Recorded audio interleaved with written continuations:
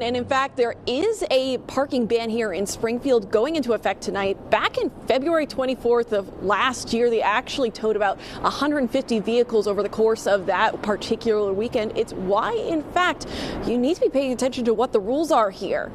So in Springfield, you can't park on the even side of the street from 7 p.m. to 7 a.m.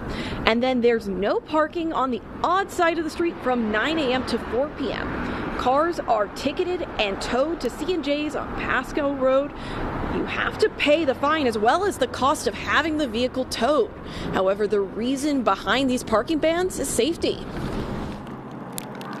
If there's a medical emergency, every second counts. So, whether it's a police response, a fire response, or an ambulance response, every second matters to save a person's life potentially. So you need those streets cleared out as quickly and as efficiently as possible.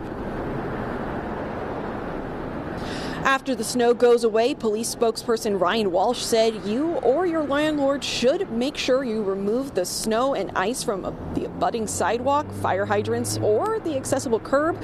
You could be fined if you shovel it onto the street. We'll have a list of all the parking bans in our area on our website, wwlp.com.